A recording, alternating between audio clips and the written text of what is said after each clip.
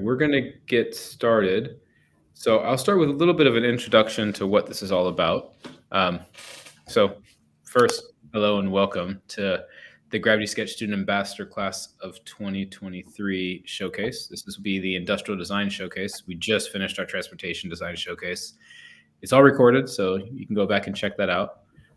The Ambassador program here at Gravity Sketch has been running for about 3 years now, and we've been providing about 100 students each year with hardware, training, resources, and a sound ear or a sound eye to kind of relay with and touch on their workflow, especially the digital 3D design workflow. So we're confident that a lot of these students over the years will become the next generation of design leaders. And of course, for the next generation of design leaders, they're going to need the next generation of design workflow. And that doesn't only include Gravity Sketch. You'll see lots of different tools being used by these students today, but it really requires a keen brain and a keen mind to think about what's next in terms of how do you push not only the boundaries of the design itself, but materials and tools that are used to create these designs. So far, we've placed students in companies such as Ford, Stellantis, Volkswagen, Adidas, and so forth.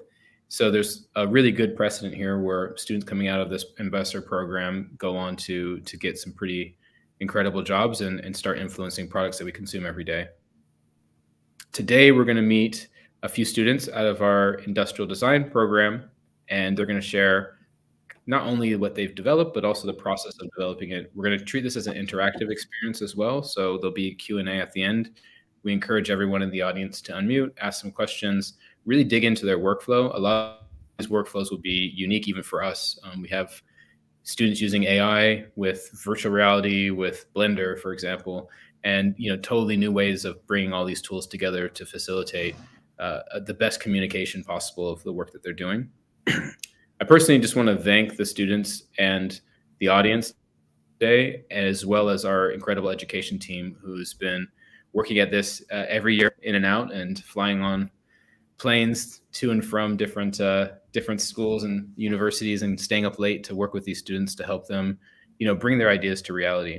So feel free to ask questions, and yeah, let's just have a bit of fun and learn a little bit. So without further ado, I'm going to introduce our first student, which is Dan, again from the University of Technology in Delft in the Netherlands, currently based in Amsterdam. Industrial design student. Dan's really conceptual and analytical at the same time, and quite passionate about exploring the kind of uncharted future realities and how design can be used as a tool to help facilitate maybe a better way of life.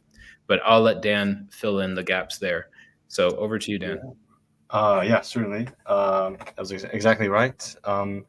Very fascinated by VR as a whole, but also any new medium that you could use to explore other worlds within yourself, to others, and to generate anything new. And Gravity Sketch, I gotta say, thanks so much for the software itself. Since 2018, I've been following it. It's been really cool to see. This is what we need in the future, and I just thank you for the support and opportunity. So also, I'm Dan Engel, born and raised Dutchie from Amsterdam, Netherlands, and I indeed study at the TU Delft. Let's see, I got two setups now, so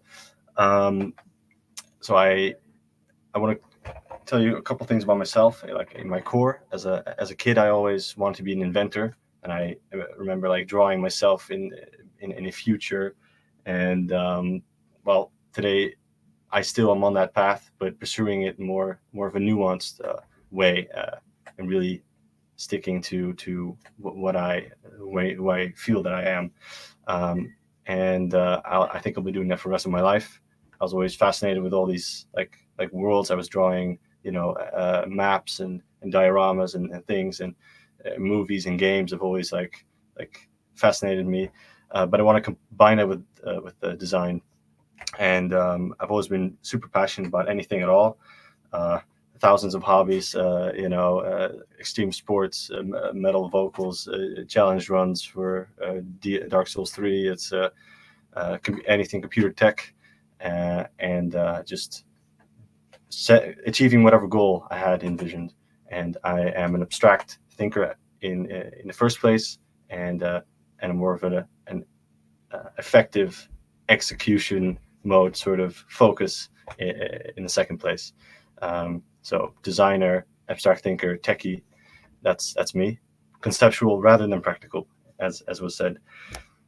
So I'll have to switch the screen share now to my PC. Let's see.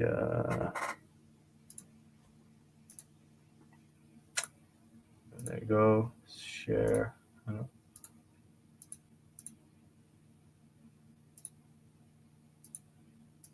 Okay. I'll switch on to this mic. Oh, I'm hearing myself. Okay. So as you can see on my screen, this was actually the first shot. I approached this as a purely personal project, like not tied to anything at all. My intuition first, and then doing research, analyzing, clustering the most important parts, using lots of Miro. I love the way that you can just make insane webs of thought, and then compile them effectively into, in my case, a exploration, a timeline, and a narrative for what the future of XR, which that's what the title is, by the way, future of XR hardware would look like in my eyes.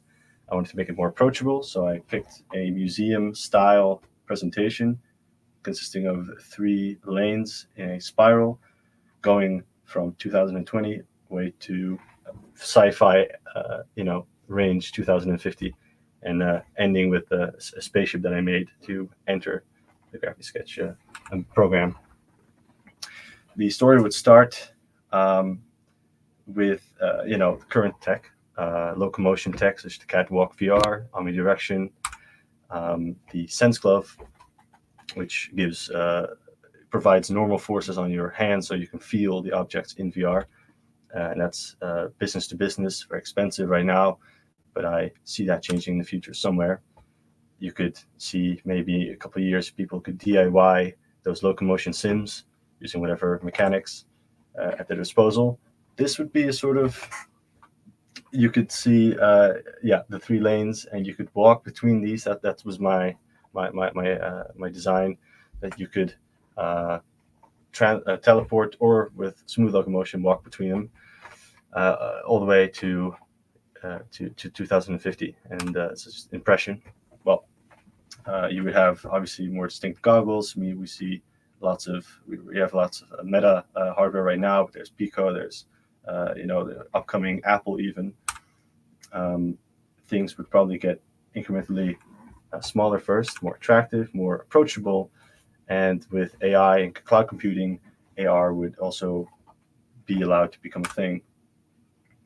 With that fits minimal haptics. Maybe I could imagine people making a jump on that market soon with like minimal touch things, but then you would probably need some kind of use for that. Maybe it's a web-based application, but it needs to be widespread first. So as that develops towards 2030, you'll see specialized development. I think more niche products, and I obviously have really complex, like lots of descriptions on here. You can see it on my website, so I'm not going to read it out to you, obviously. But as an impression, then around that time, for maybe gamers or enthusiasts, more accessible business to consumer hardware I could see coming up in terms of this haptics. And for the base locomotion layer of the museum, then I show what I think sort of is crucial, another Z direction to the X and Y directions of locomotion that is available today, with omnidirectional wheels at first, but some other solutions you'll see later. This could go very well in hand with both machine learning as well as brain-computer interfaces that would obviously predict your movements, motion, and accelerate in whatever direction or create forces for you to interact with.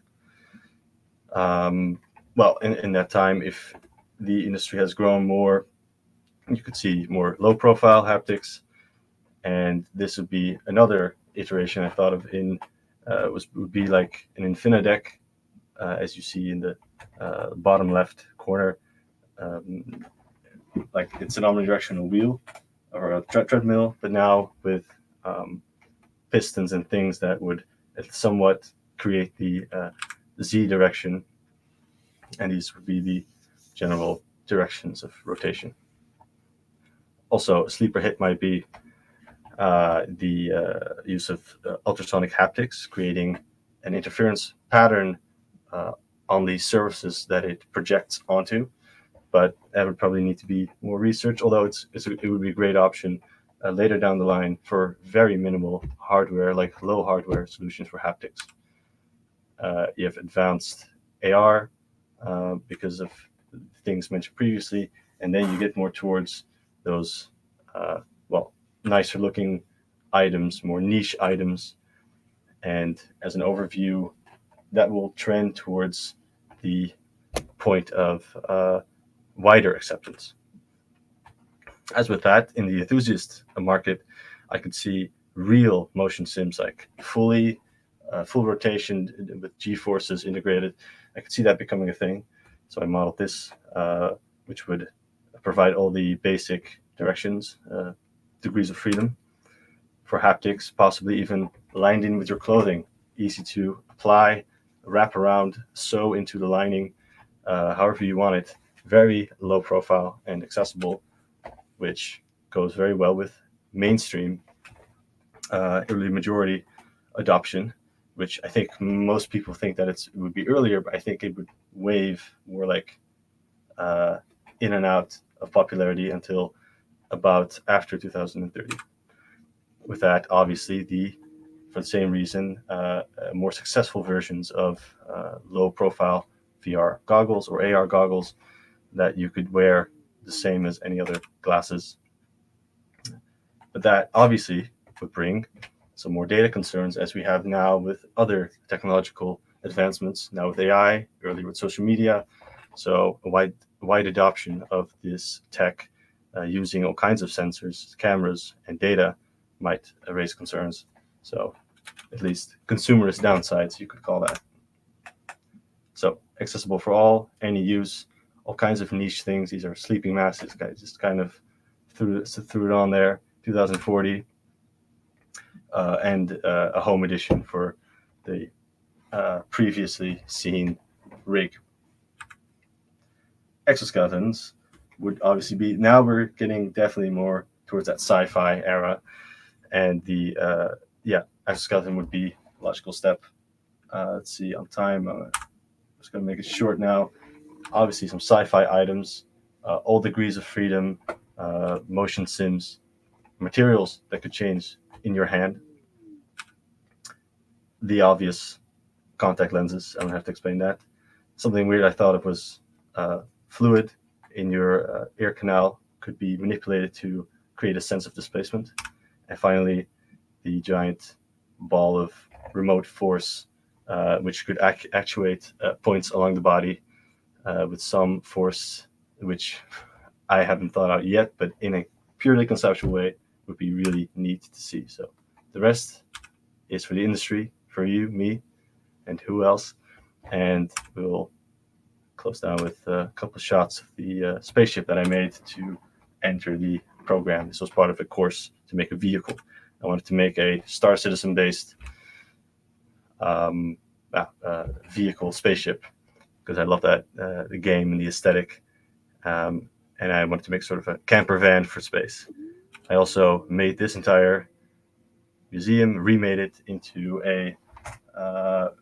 the Unreal Engine experience, standalone experience that could work, but using nanite and lumen heavy technologies for good PC hardware. So more future focused, but I wanted to work with the tools, and I'm very curious to explore things next. I've also worked a lot with AI. I built a game with AI art fully before, and this is one of many technologies I'm very curious about.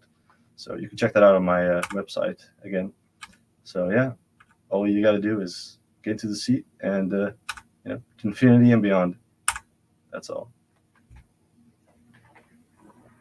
Okay.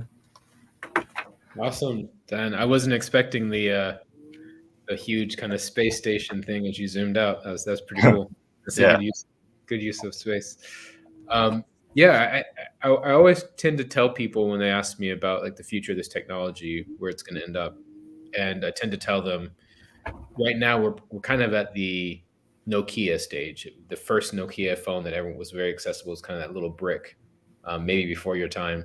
And I've used it actually. okay, cool. And so we still have we have a ways to go. And one thing that stood out to me in your work was like, not only is the device changing, but probably there's a whole suite of devices that will come out in the future that we should be cognizant of, right? And a whole suite of different things that will change. So I didn't really put my thinking to that degree of like body computing and, things that will help us just interface with computers on a completely different level from every sense that we have. So really impressed with that. And you kind of saved that really special nugget at the very end for the space caravan thing. I wanted I was kind of running out of time a little bit, but it just worked, I think. Yeah. Yeah. No, really, really impressive work. What are some of the things that kind of beyond getting into this space was driving you towards this kind of future of this technology, future of, I guess, space caravan and space, I guess, space exploration to some degree? With the spaceship itself. The spaceship itself, but also this idea that you're looking quite far into the future. You said 2050, right? Like what's driving you to look that far?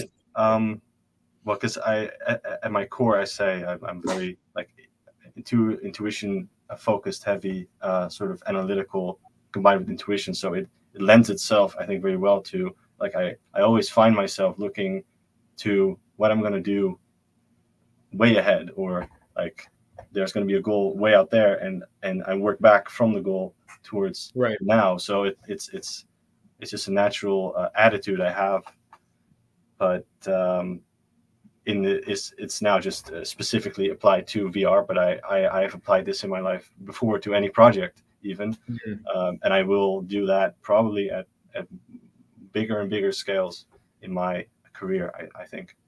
So you're kind of planting seeds for the future, almost. Yes, I'm always. I'm not a conspiracy theorist or a doomsday guy, but I could be in that sense. But it's the same idea of like I really enjoy thinking way out there, so that I know exactly what it comes down to today. Yeah, I mean, there's a lot of chat around how you used multiple tools and created that Unreal experience at the very end. I mean, that was incredible, and it's how you're taking various paths and various approaches. So well done for that. I'd also like to encourage anyone that wants to unmute to ask Dan a question directly, if you wish. We have a couple of folks from industry as well as other academic institutions that might have some questions. Anyone? Oh, drop the questions in the chat if you wish as well. So it's kind of clear that you're pushing towards that future thinking, prospective, 10 years out kind of thing. What do you think would be a great, like, logical next step for you career-wise after this academic career that you've had now? I was just like reading the questions a little bit. So what are my career plans, essentially? Well, yeah, like what's the next step? Your academia. Concretely, that's always what I have trouble with, being concrete in what the exact thing would be. But I think any company or place that fosters that sort of big plan, big thinking for what's ahead, and really exploring exciting futures. So nothing that's too stagnant. I could see myself working in a startup, scale up, or a design studio which really handles all these like new technologies. Even Gravity Sketch is a really cool company. So yeah, we have a lot of speculative thinkers here as well. I saw you worked a lot with the human body in some of the work that you were showing, especially the early work. I can definitely see you moving into that space as well, like things that interface with the human body. And there's plenty of I guess, plenty of things left to explore that I have yet to even see Yeah. myself come to this spatial computing space. So I'm quite keen on some of these concepts that you've come forward with. Yeah, it'll be somewhere between a more like an experience, is designing like what you do in an abstract sense, until right up to the technology itself. But for me, mostly like VR and software AI is very interesting. So now, questions were how's the process of creating Unreal Engine experience? Well, because it was my first time creating it, so I wanted to really get into it for the first time. I also made another experience that I'll be presenting, I think, at the Dutch Design Week later for with the university. But yeah, it was a lot of things went wrong, like a lot of things. But I like that. I don't know. It's like this, and now it's like a new tool on the belt. I like collecting a variety of things, and I like getting good at something, focusing on that, and then it's, a certain goal has been achieved, and then I move to the next. So Unreal Engine is also is one of those tool on the belt, very much. Yes. And Dan, we're at time. let's go. So Yeah, my website address, I'll post it in the chat. awesome. Dan, I want to just thanks again for spending some time with us and taking time out of your day, especially late in the day over there, to share your work with It's everyone. like, well, 9 o'clock. It's still light out, so it's not even. Okay, cool. Yeah, and we'll try to matchmake anyone that wants to connect with Dan directly. We'll try to matchmake you guys, and we'll set everything up if you contact us on the education portal on our website. Yeah. But Dan will drop his information in the chat as well. Dan, thanks so much. Appreciate your time. Well done, and Yeah. looking forward to what 2060 looks like, or even 2070. So I'm I certainly do. But then at that point, I'll be looking at 2100. So it's always okay. Fair you know, play. yeah. But thanks to Gravity Sketch as well. Like, it's amazing. Like, really Yeah, we're nothing without you guys. So really appreciate it. We're gonna welcome Thomas forward. If Thomas, you want to come to the stage. And Thomas is like experimenting with workflows, like the latest tools that are out there. This is where you're going to see some AI come into play. Of course, he's working with VR, other tools in his tool belt.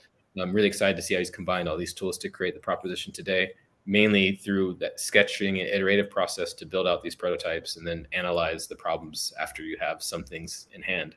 So I won't give away too much, but I'll just open the stage for Thomas to share and take us through some of his work. Over to you, Thomas. All right, let me just get this to be full screen here. All right, there we go. Okay, so I'm Tom. I'm from a place called Manitoulin Island in Lake Huron. I'm a pilot, and I love surfing and sailing with my family there from Ontario, Canada. Some of the kind of the design stuff, gotta say, love Dan's presentation. I'm also really interested in the future of human-computer interaction, and when that like information highway opens up through VR technologies with what Gravity Sketch is doing, but then other software in the future as well for different types of applications. So that's one area of design that I'm really interested in. I'm also just kind of interested in anything sci-fi in general. So film industry or like electric recreational vehicles, interesting furniture. And yeah, so I have a lot of wide variety of interests. So this is just a sample page of some other projects I've done in the past. So this is my capstone project that I've been working on for the last 6 months through my graduating year of design at Carleton University, industrial design. And this is the Turn eVTOL. There's a problem in Canada where most of Canada is totally inaccessible by road. And there are lots of people that want to be able to travel and reach these beautiful locations. So there is a need for a vehicle that can get to those places without any infrastructure. So this is an airplane that takes off and lands vertically like a drone, and then flies forward like an airplane, and then lands, pops up into a camping tent and solar panels and charges. So you can fly, camp, charge indefinitely. Yeah, so that's the land access issue. You can see there, the part that's red is the part of Canada that's accessible. So the rest of it's not. And Canada's a really beautiful place. And this applies to many other places in the world as well. But that was just the focus for my project this year. So I made it kind of like a workflow here, or sorry, kind of a cycle of just people using it. So packing their gear, entering the aircraft, following their checklists, taking off, rotating the props forward, and transitioning into forward flight. And then it's really inspired by the Arctic, the form and look of the vehicle. I took inspiration from the Arctic tern and the orca whale to nail that down. So when you're up in the air, one of the big things that I found as a pilot was when flying my airplane, there are so many places that I just want to go and see and land. And so at a point, I'm like, I want to land there. But with a traditional aircraft, you just can't. So that's where like an eVTOL, vertical takeoff and landing aircraft with like an adaptable landing gear is so critical because it gives you the true freedom of something like a Star Wars spaceship, where you can just point where you want to land and land there. So this is the interior, how it transforms into a sleeping area.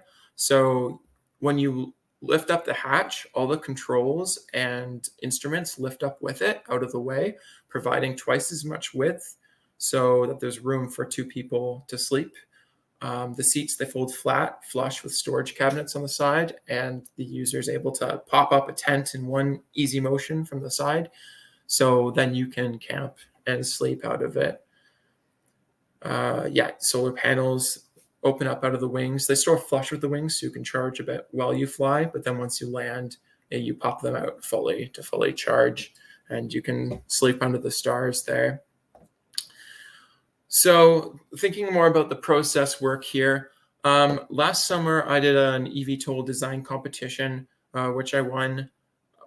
And Gravity Sketch was a big part of that. It's been a big part of this whole project. So starting with that version, then I started thinking more about, okay, instead of being what eVTOLs typically applied to as like an air taxi service, what if it was a personal vehicle? And what if the focus was camping and adventuring? And so then I began to take this design and transform it into something that you could sleep inside and camp out of and cook with and all that sort of stuff.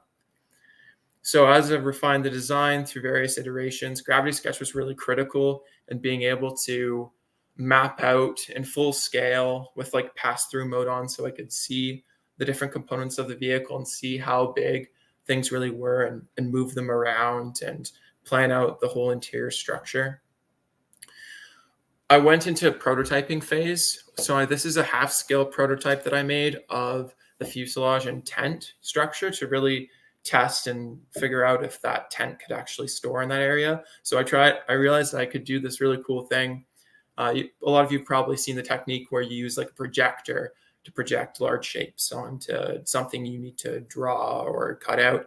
But this, I was able to just use Gravity Sketch, make a low poly version of the fuselage of the aircraft, and then hold it up to sheets of foam core with my headset on, tracing out those shapes so I could cut them out, tape them together, and make a big model that I could do some testing with. So it was really cool to explore that. Again, this is another mixed reality user testing that I did, where I made a bunch of like cardboard and foam core button mock-ups for the armrests of these chairs and attached them all with Velcro. And then I had the pass-through mode on with like the virtual cockpit there, and was able to move around the different controls and buttons into a place there where they felt ergonomic, easy to reach, and made sense. So it was really fun to mix virtual reality and reality that way in the prototyping phase. And then was really focusing on look. I decided when I picked that Arctic Tern design language, it changed a lot of what I was going for earlier with the angular look to something more curvilinear. And that's what I ended up as for the final interior design layout. It's got a keyboard there, so you can hack and upload your own kind of software and modify the code of the aircraft. This is like a really user-centered, modern kind of culture-focused aircraft. So the seats, the way they fold flat, is set up. I went through various iterations here. Started a lot with AI, coming up with like hundreds of ideas for the seats and for other parts of the aircraft, and then selected my favorite ones, a mixture of Photoshop and painting, Photoshop painting together to come to my final design, which then I went into Gravity Sketch and made in Gravity Sketch, and then brought that into Fusion 360 to finalize. You can see here the breakdown of the entire aircraft and all its different components. It's got like a structure that's modular with you have like these generative design nodes that are like 3D printed, and then you have standardized carbon fiber tubing, and you build up like the whole frame structure of the aircraft like that, like almost like Connect's toy or Lego, and then you have the exterior paneling that bolts onto those nodes. So the structural strength comes from both the carbon fiber composite exterior and this node structure. So together provides something very strong. Okay, next here. This is a 10% scale drone that I've been working on to just kind of test the general flight characteristics of the vehicle. Gravity Sketch again was really critical, and this I was able to dimension out all the hardware and make the hardware in Fusion 360, bring it into Gravity Sketch, place it in the vehicle, and then do all the surfacing and make the frame in Gravity Sketch as well. You can see me making the frame here, and then take all that surfacing back into Fusion 360, where I knitted together it as solids. Sorry, that's my phone. And was able to use Boolean operations with the hardware that I placed in Gravity Sketch, so I could do subtractive modeling like this. So then when I went to assemble it, everything would just fit right together in place. So again, complicated design, but was made really simple through use of VR and being able to see everything in 3D as I placed them. So that was really fun to experiment with that. For my final renderings, I brought things into Unreal Engine because it looks great. I love Unreal Engine. So you can see some of the final, final look here. So that's my presentation. I'm good for questions now.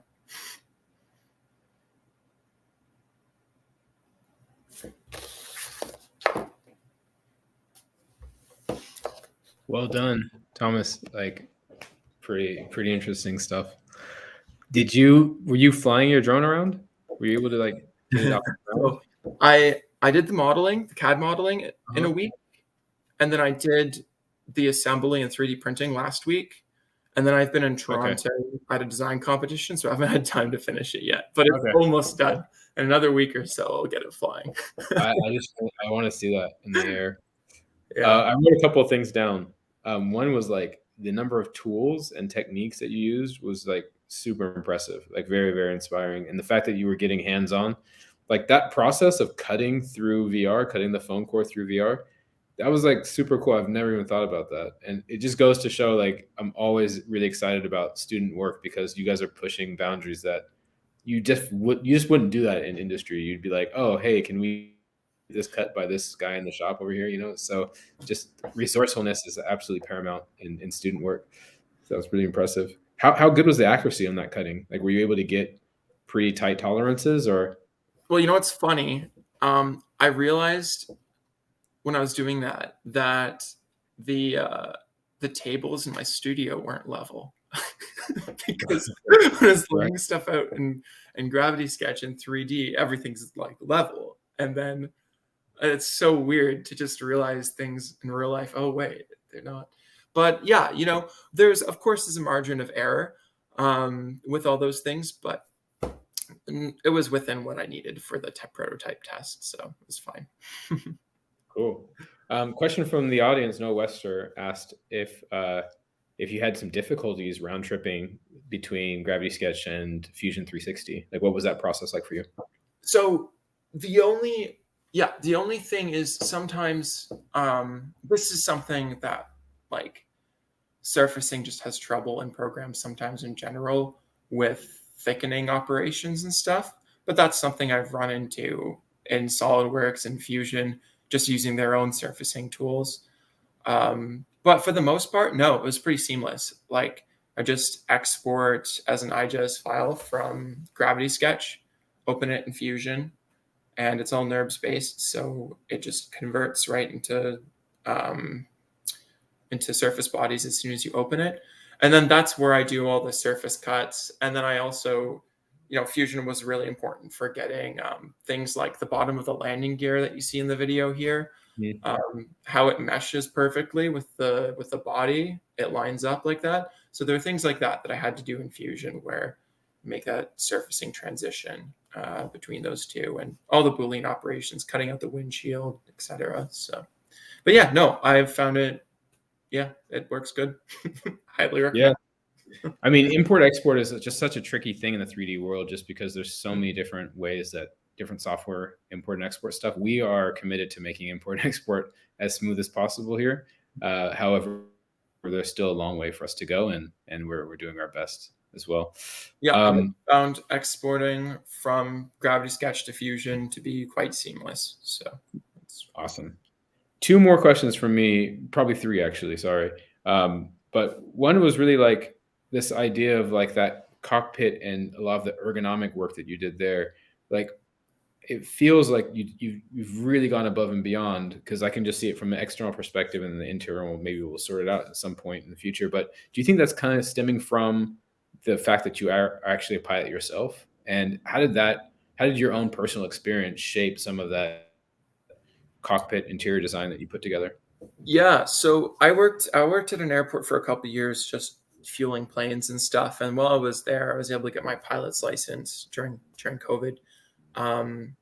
I'd get up early before work, and I just like ask my flight instructor like questions, like constantly scheming about ways to improve aviation. And yeah, so I was thinking a lot when I was doing every button has a function on that interface. I was thinking about what we currently have in traditional airplanes for controls, and then and interface as well, and what would change based on not using a gasoline engine and using like 6 electric rotors instead. And so yeah, there was thinking about, okay, what kind of things would you need to see? You need to see engine temperatures, you need to see RPMs for 6 different motors.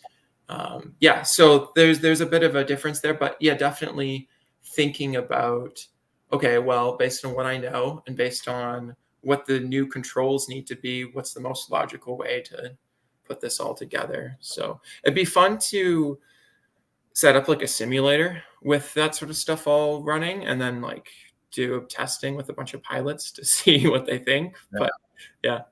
I mean, with Unreal, you could certainly do that. I mean, your mastery of these different tools is pretty impressive. Yeah, we're almost at time, but Ricardo says, really incredible, inspired by your process.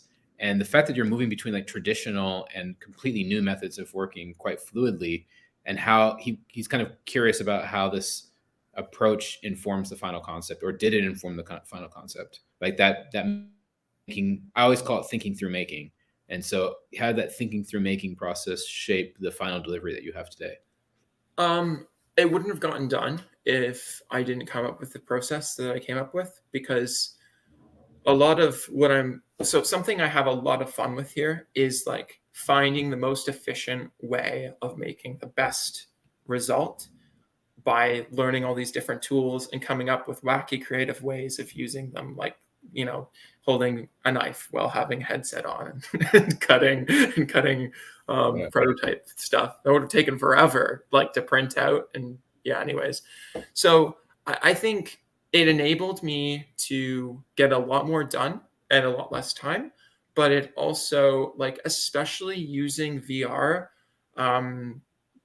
really helped me to make something that felt more real, because I was able to sit inside the airplane and look around and have friends sit in it and give me feedback, like, this bed doesn't look wide enough, you should make it wider, and then I make it wider. Right? So there's just stuff like that wouldn't happen without exploring the tools like this. Yeah, I'm really blown away by your process. It makes me want to get back into academics at some point. Yeah, so I'm going to leave it there and just say, like, you have a tremendous mastery over your tools, and it's just incredible to see how far you pushed this project. If there was kind of like the next logical step for you post academia, would it be in the kind of aeronautical design space, or where you want to go next with your endeavors in the professional world? I'm really interested in recreational electric, like motorsports kind of stuff, but I'm also really interested in the relationship between like the inspiring visions of the film industry and how that affects real life, how it inspires engineers and designers to go and make those things. So I have a lot of interests, and I'd be happy to work at a lot of different types of places. So if your company's making cool stuff, then I'd love to work there. But yeah. Thomas, impressive work. Thank you so much for spending time to share with us today. And yeah, best of luck with the next flying project or electrical mobility solution that you create. Thank you. And with that, we will bring up to the stage our next student, Aaron. And Aaron is a very thoughtful technical designer and really committed to mastering new tools and new ways of working, new workflows. I think we've seen that from everyone so far today. But of course, with industrial design, what's really exciting is that we're problem solvers. Myself as well, industrial designer traditionally, now obviously running Gravity Sketch, and really trying to find a problem and solve it with elements of ergonomics, elements of human factors, of course, with the ergonomic side of things, but also aesthetics and engineering. And so really looking forward to what Aaron has to show us today.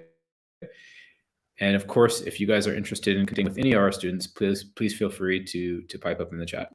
But the stage is yours now, Aaron. Awesome. Thank you for the intro. But yeah, hello, everyone.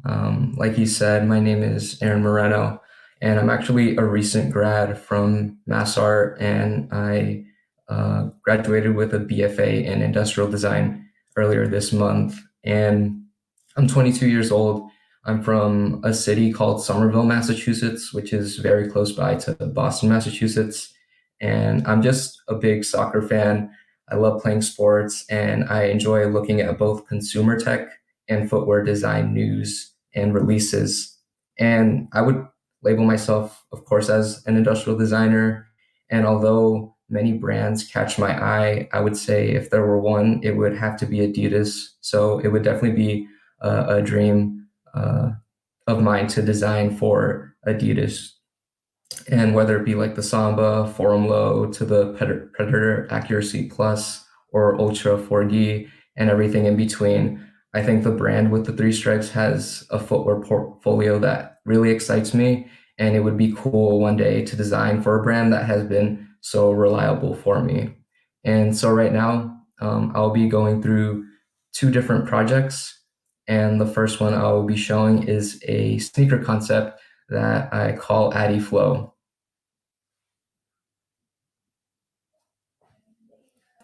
And this was one of the first projects I actually worked on within Gravity Sketch. And these were kind of the models, the shoe models that Adidas sells that kind of inspired me, and I wanted to kind of design a shoe within their Adidas Originals realm of footwear. And so here we have from left to right the Forum Low, the Terex Vintage, the Samba, the Pharrell Tennis Hue, the Stan Smith, and the Retro PE5. And so, kind of with all of these, as I began to sketch within Gravity Sketch, what's cool about it is that you're able to capture a sketch style, although working in VR. So every view you see here is actually of just one model that I make. I just took different screenshots, and yeah, I was just iterating through different ideas, trying to get a good grasp of what design I wanted to go for. And after more like iteration and refinement, the mannequin here in this hero shot is wearing the final design that I came up with.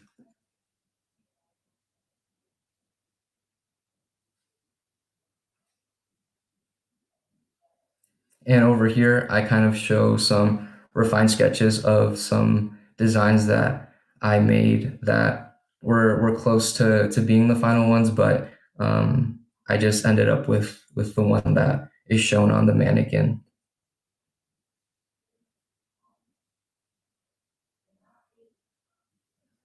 And kind of into the second project, this is more about the point of sale hardware refresh as far as Adidas retail goes. And here I'm looking to enhance the Adidas retail experience by redesigning hardware components. So, kind of looking at the realm of countertops, I decided to focus this project on Adidas because I worked Adidas retail for a bit over a year, and kind of on this top left slide goes over the customer experience. So entering the store, walking around, um, finding the items to purchase, waiting in line, purchasing those items, and then leaving the store. And of course, the countertop interaction point is where the items are purchased. So I began to focus on that, and kind of looking into it, I realized that a lot of the technology and hardware used within the countertop was very outdated and was purchased from third-party devices. So the designs themselves of these devices weren't even tailored to Adidas themselves. So I decided to focus on two major components as far as the cashier side goes and the customer side goes. And as you can tell, the cashier end of it, there are just a lot of things that need to be managed while you're on this side of the countertop. So I started to think of different ideas that could possibly combine features. And then as far as the customer side goes, kind of the one device that they interact with is this transaction device. And as you can kind of see there, it's a very outdated design. And yeah, I was just trying to think about opportunity areas that I can find for these components. And I also created a mood board, and this consists of both technology or even consumer technology that Adidas has sold in the past. And I was also looking to gain inspiration for more futuristic type of retail spaces, as I wanted this to be something that is not, say, like 100 years in the future, but kind of like more a near future sort of style. And to ideate, I first began with pen and paper sketches, trying to look at the form factor, whether or not the customer device would be connected to the cashier device, and yeah, just thinking about different features. And then what was amazing about Gravity Sketch 2 is after taking these pen and paper sketches and then taking them into Gravity Sketch, I was also able to make scale models out of cardboard and kind of get a better idea and sense of the scale that I was working with, and if the things were actually, yeah, like working. And This is kind of like the first few designs and sketches that I made for the customer transaction device. And as you can tell, kind of going from left to right, I kind of ended up with something that was reminiscent of Three Stripes, as I wanted the design to be tailored to Adidas. And then over here is kind of a refined design of this customer transaction device. And moving on to the final render. And as you can see, those three stripes on the end would act as light indication to prompt a customer to pay. And then at the top, those three stripes kind of from left to right would flash lights to also prompt someone to slide their debit or credit card and such. And then I kind of went through the same process with the cashier computer touchscreen. And then these were my kind of first ideas.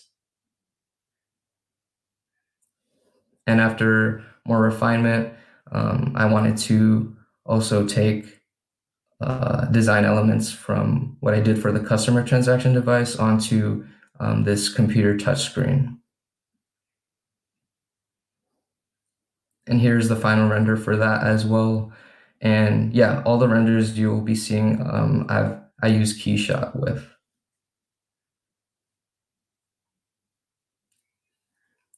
And then I made a manual scanner, which would be wireless and would kind of dock and sit within the base of the cashier computer touchscreen. And here's where I kind of gained better knowledge of how to really capture a sketching style within Gravity Sketch. So here were my first few couple of ideas. And then kind of after more refinement, I again tried to tailor the angularity and also keep in mind the three stripes within my design. And then here, although not a render per se, is kind of like a sketch style that I kind of learned actually while I was viewing a webinar for Gravity Sketch. And yeah, this is how the final design or resolved design would look like. And then here's how everything works. So what was also cool about Gravity Sketch is because I measured all the main components of the current countertop that is in the store, I was able to quickly model them and then also put it side by side with my new designs and how it's different. And then here kind of goes over how each one works. So for the customer device, you have the swipe, tap, and insert features. And then for the cashier computer touchscreen, you can place a bill in a slot right below the screen itself to scan a bill and verify if it's real or not, or create a tag. And then for the cashier manual scanner, the lights that would flare out when you press the button to check the price of something would be of three stripes. And yeah. And then this is how the manual scanner would be housed in the base of the computer touchscreen. So it would magnetically attach. And then to safely put it in like so, you would just lift up the screen a bit to safely dock it. And then kind of like in more context, also combining the design that I did for the shoe concept Adiflow. Here are kind of quote unquote customers shopping for the shoe design that I made.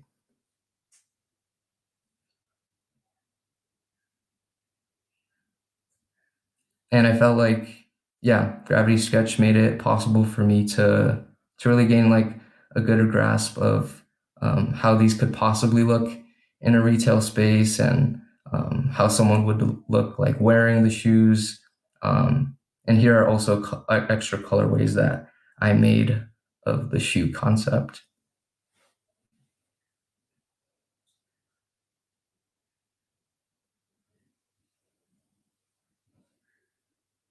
And yeah, those are the two projects that I wanted to show. And yeah, thank you for listening. Well done, Aaron. There's a lot of work in there. Trying to think of where to start. I think it's really cool that you used kind of your previous experience working in retail to kind of inform some of the insights that drove the projects that you ran. I like the sketch style. I want to kind of tap into that a little bit. Like, how did sketching in 3D at scale inform your final outputs? Like, what were you kind of learning and experiencing in that process?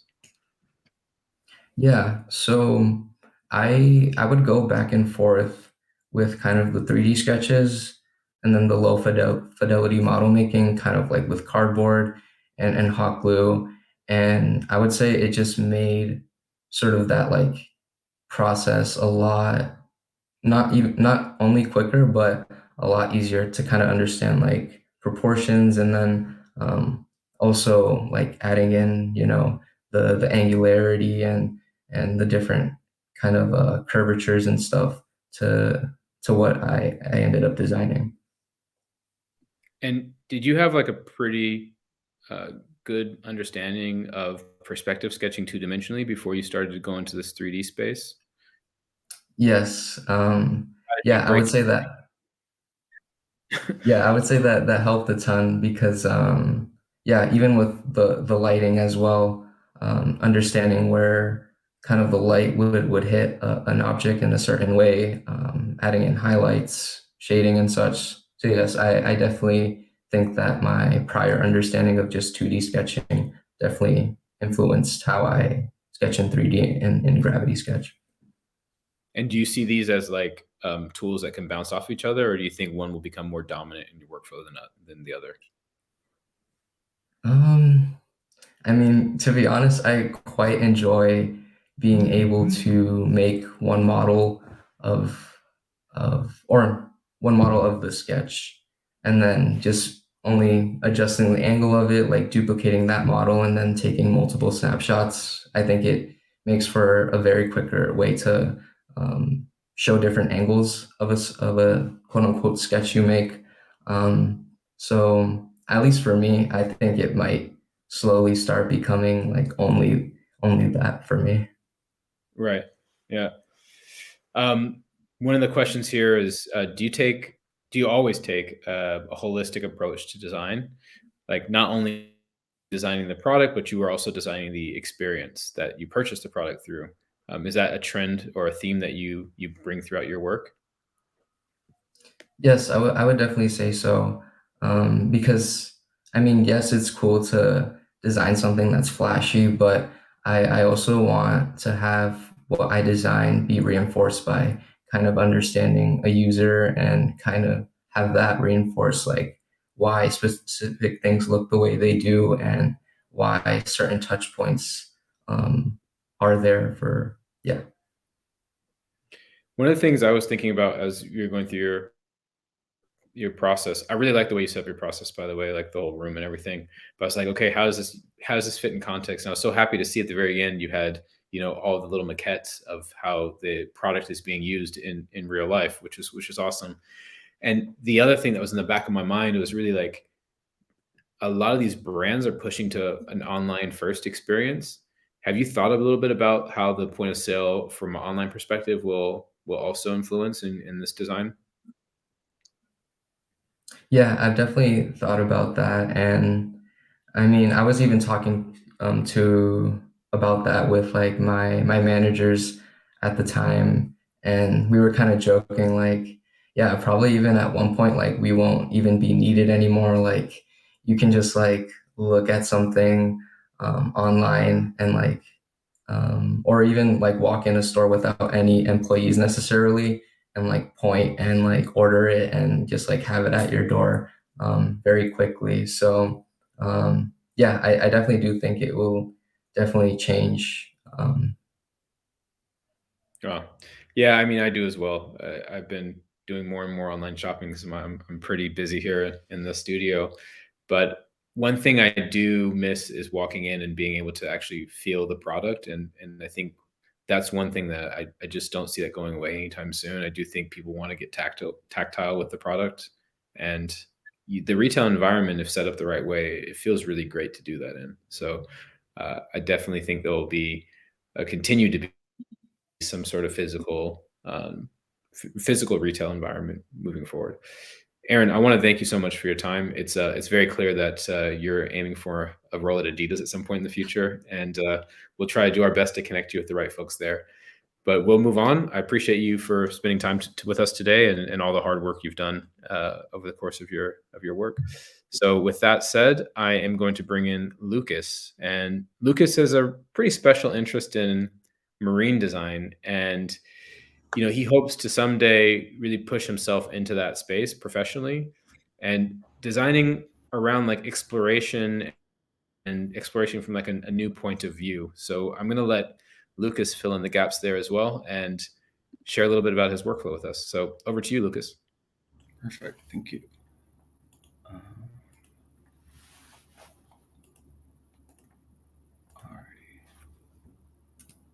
Perfect. Apologies if I cut out at any point. My Wi-Fi in my apartment is notorious for cutting out. But today I'm going to be presenting my project, Argo. Oh, I forgot to mention, my name is Lucas, and I am from Savannah College of Art and Design with a major in industrial design and a minor in marine design. I am currently a senior, and I'm graduating this Friday, so I'm in my final week of school. And let's get started. So to get started, this is a little animation I created within Unreal Engine to kind of showcase a little bit of the design. Hopefully it isn't too choppy with the internet connection, but yeah, so this is just a little teaser. I'll go back into it at the end of everything. So starting out with just like my general room that I created within the program, I kind of wanted to create this like little room out in the ocean that this sailboat kind of came to. So it's kind of storytelling. I'm a big fan of storytelling within design and kind of within my own process. So that was kind of important for me to kind of incorporate within my project.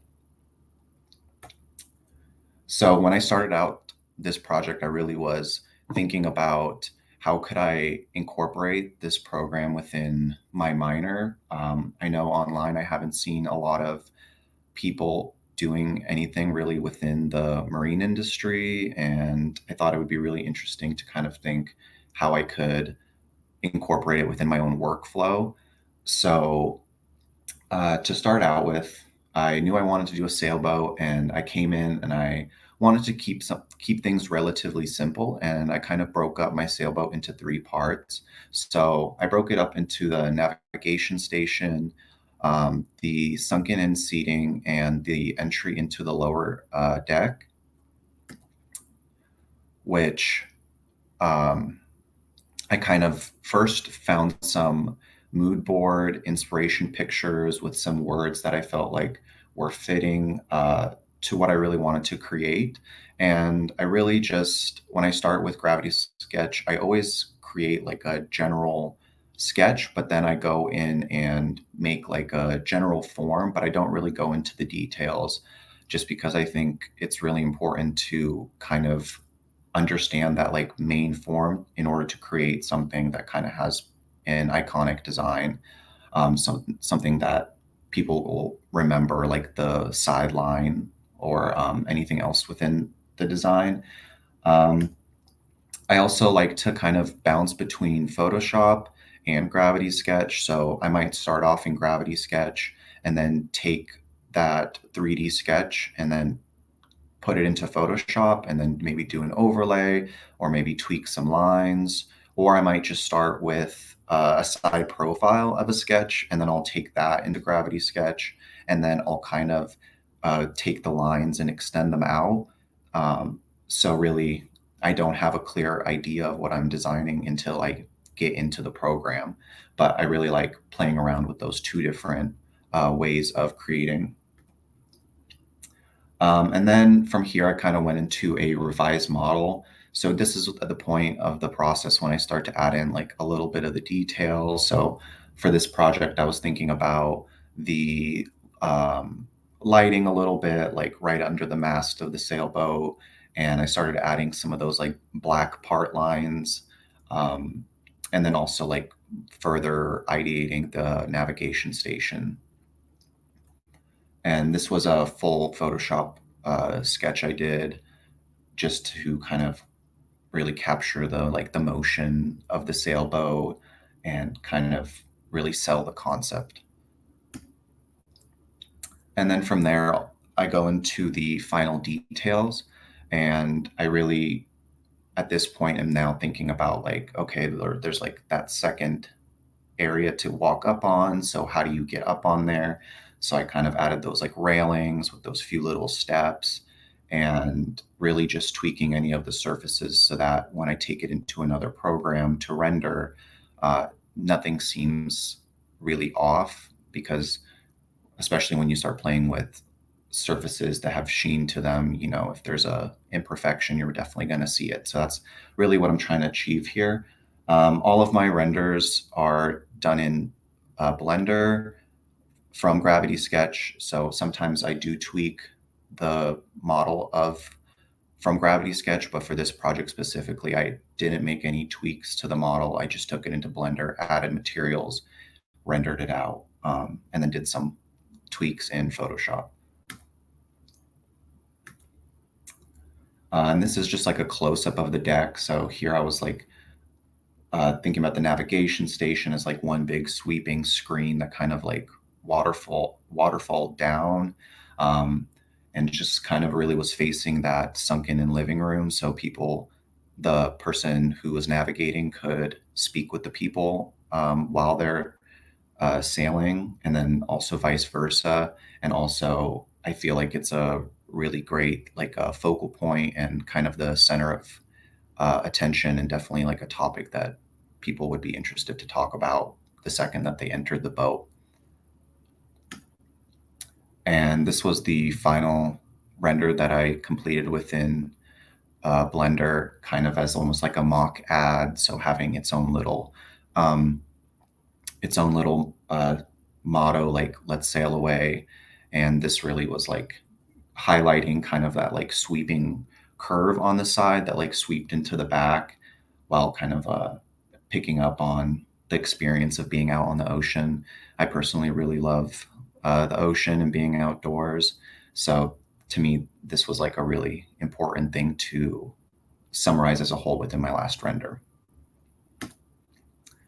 So moving into the actual model within Gravity Sketch, this was the stairs to go up into it. So what was really nice within the program was I could play around with the mannequins. I think the mannequins is probably one of my favorite features within Gravity Sketch, because you can really position them and interact with the environment, and also pull yourself kind of into the viewport of them, so you really get a sense of scale, which when you're traditionally sketching or just modeling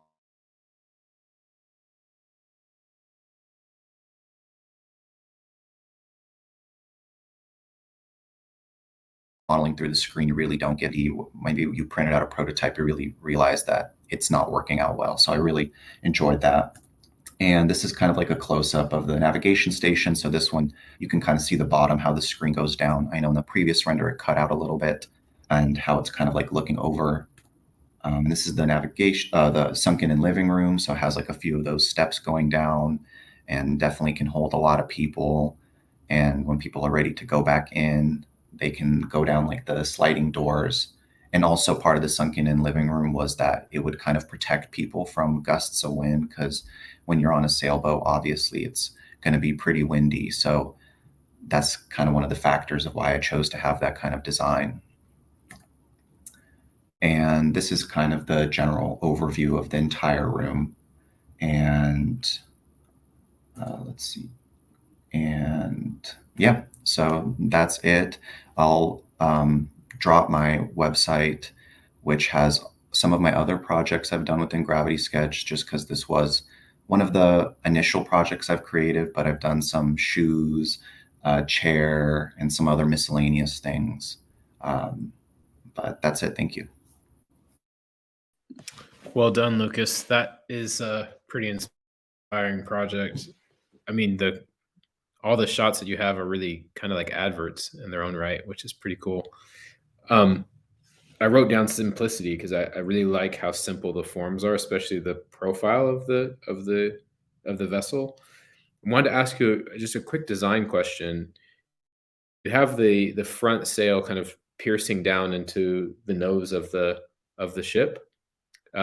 Is there any kind of performance affordances that come on the back of that? Oh, I think we might have lost him. His internet was acting up.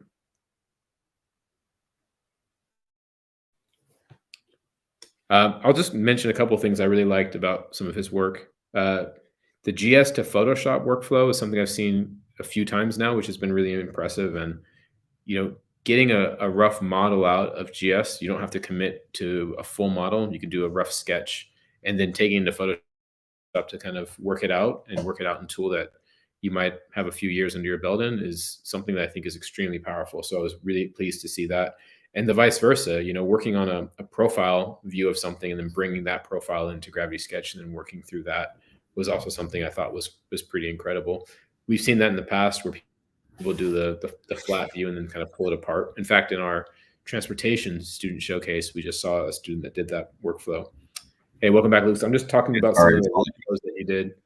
And I really like this different ways of approaching the tool in your process, where you would go from a 3D sketch into stills for Photoshop for an underlay, or doing the profile and then bringing that in and like starting to build off of that profile. And then some of your final work where you just go straight from the 3D model to a rendering environment and then a touch up in Photoshop.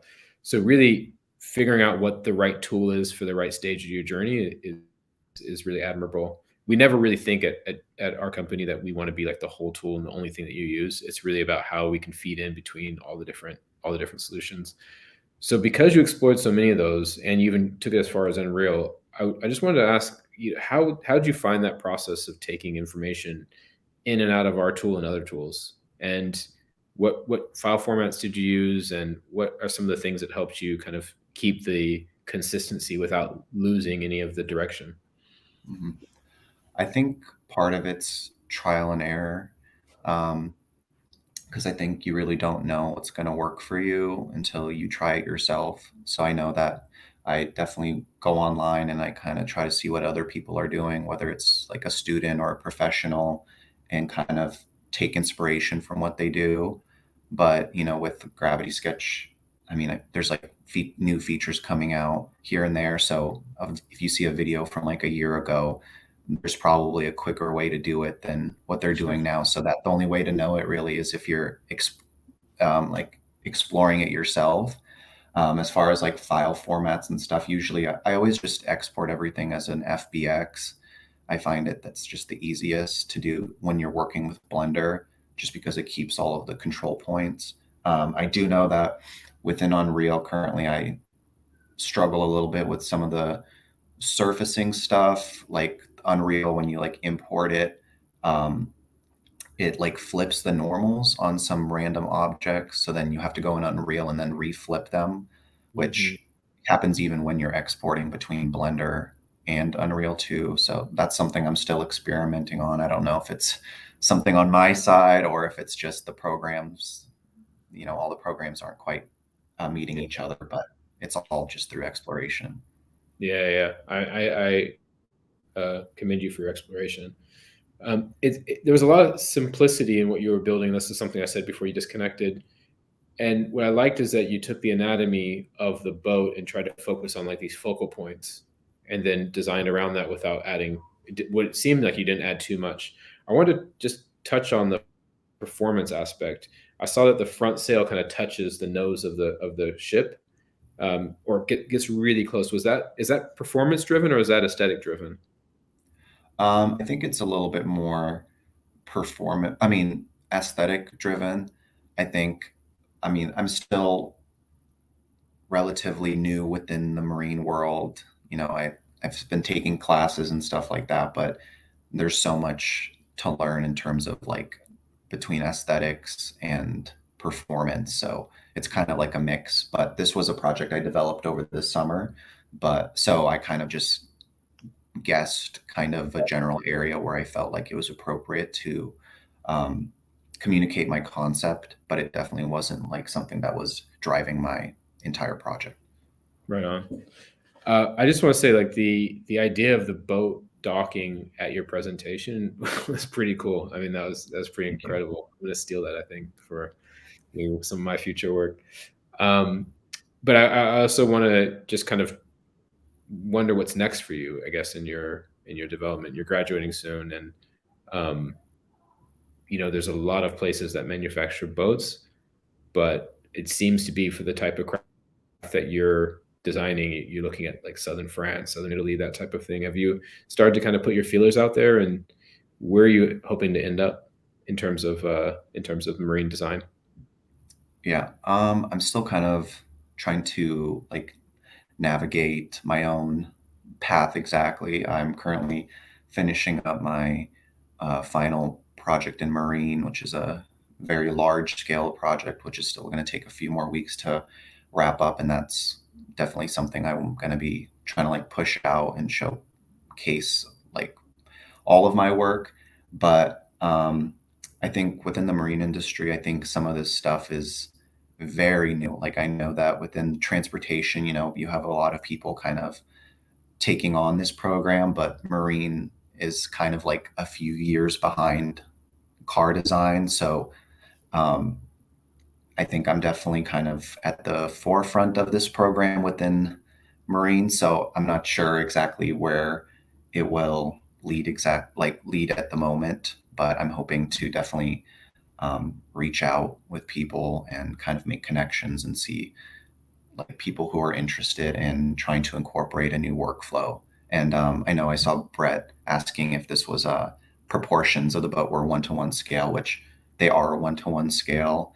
And I think that's why it's so incredible within marine is because you're working with projects that are like absolutely massive, especially once you get into yachts.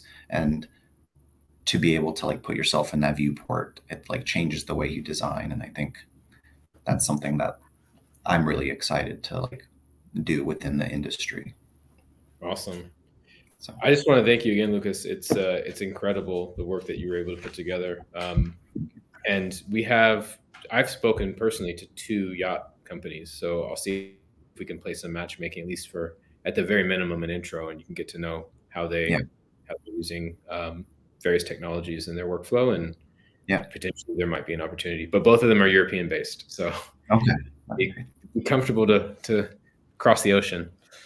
yeah, of Yeah. course. Well, Thank you. listen, thanks so much for your time. Really appreciate it. And I'll probably say a few last kind of closing words for all the students here. It was incredible work so far.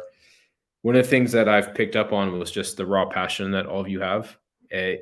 It literally is what drives me on a day-to-day basis. Of course, I love what the customers are doing with Gravity Sketch, but really, this was born in academia. This was a thesis work between me and my co-founder, and bringing it to the students was priority number one. In fact, we had more students using our tool when we first launched the beta than we did any professionals or community members. So again, I'm just so grateful that the continuation of supporting the students is pretty core and critical to what we do at Gravity Sketch.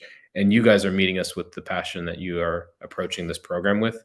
I can't thank you enough for the time and energy that you put into your work and taking a bit of extra time to share it with all of us today.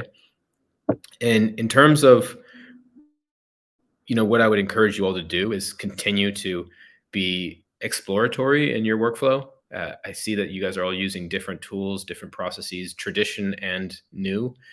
And I feel like it's really exciting to go on site and meet with customers in my current role, but I get much more inspiration of what the future could lead to by seeing how you guys are all kind of hacking existing workflows or even just generating new workflows. And I truly believe that the face of tomorrow's tools and tomorrow's products is going to be from new tools and new workflows. And without this type of exploration, I really don't think the industry would push forward as fast. And so this is why a lot of companies are pretty aggressively looking at talent as early as, fresh out of college to help drive and define that. I think more than ever, it's happening right now where students and young talent is starting to drive narratives within these larger organizations. So I encourage you to continue to challenge yourselves, challenge the process, and really think as far forward as possible. I know Dan is like kind of thinking in 2100, but as far forward as possible with respect to the tools that are at your fingertips and the processes that are at your fingertips. So if there's anything we can do to help you guys make connections and inroads into industry, please let us know. For those watching, if you want to get in touch with any of our students, please feel free to reach out to our education team through the site. If you're in the live chat right now, multiple websites have gone into that chat. Feel free to click through and chat with them. But overall, honestly, thank you so much. It's our third year of doing the Student Ambassador program, and it just gets better year after year. I also want to thank Brett, Rebecca, Gabby, Mariah, all of our education team. If there's anyone left out, I'm sorry. But they've just done a fantastic job of bringing this cohort together. And again, this is just like the cream of the crop within the 100 that we bring in every year. So there's plenty more out there that are doing some incredible things as well. And again, thank you all for your time. Really appreciate it.